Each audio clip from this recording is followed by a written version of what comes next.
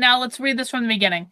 To understand the political dynamics behind these two very different strikes and the decline in participation on January 30th, we have to address an albatross that has weighed down revolutionary movements for centuries: Vanguardism. Vanguardism is defined as the strategy whereby an organization attempts to place itself at the center of a revolutionary movement and steer it in a direction consistent with its ideology. The idea of a revolutionary vanguard party underpins practically every authoritarian socialist project since the 19th century. In November 1917, Vladimir Lenin made a speech in which he set the blueprint for every state socialist party, asserting that a party is the vanguard class, and its duty is to lead the masses, and not merely to reflect the average political level of the masses. Organizations that model themselves in this image see themselves as the brain of the movement. Okay, what we're getting into here is something that people need to understand in general about Antifa. So, okay, we are reading Antifa right now. Not all far-left groups are Antifa, okay? There are a lot of groups on the far left that are not Antifa. You can define Antifa by their use of aggressive, violent, destructive direct action, their use of black bloc, their use of certain types of weapons like umbrellas and bricks and leaf blowers now they're using. And like Antifa is pretty identifiable because they're anarcho-communists. They do not believe in hierarchy.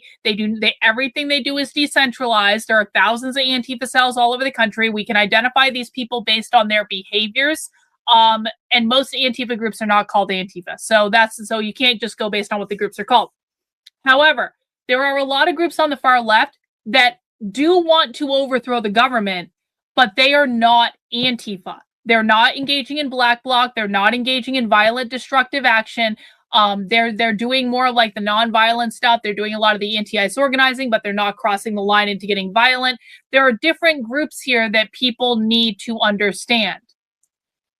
The idea of vanguardism is something that really pisses off Antifa because Antifa are anarchists. They do not believe in having any sort of formal hierarchy or formal structure. The idea of vanguardism is that there will be one driving party that pushes the communist overthrow of the government forward. Some of those groups, like the Party for Socialism and Liberation, like the Revolutionary Communists of America, like the Firebrand Collective, like the Tempest Collective, like the what else am I missing? The Freedom Road Socialist Organization, like Socialist Alternative. These are what they call vanguard parties, okay? They are groups that are trying to be the leaders of the revolution. The DSA, you could even argue, the DSA is probably, they might argue that the DSA is trying to be a vanguard party because the DSA is trying to win through electoral means. So when you look at things like the PSL or the RCA or any of these other groups, and don't worry, you don't have to remember all their names just now. I'm trying to articulate that there's a lot of different formalized groups on the far left. They operate in a different way than Antifa operates because Antifa does not have a formal group structure because Antifa are anarchists.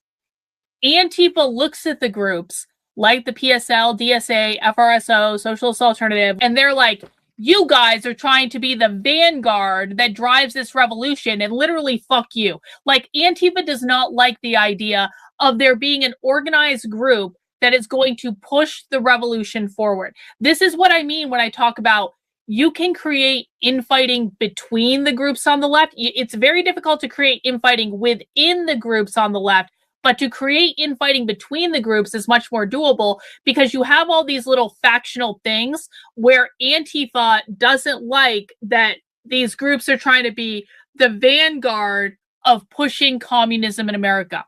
Okay? So what this section is about is Antifa saying there are all these groups that are trying to be the vanguard group that are going to be leading the revolution, and literally fuck them because Antifa doesn't want to work with them. Does everyone understand what I just said?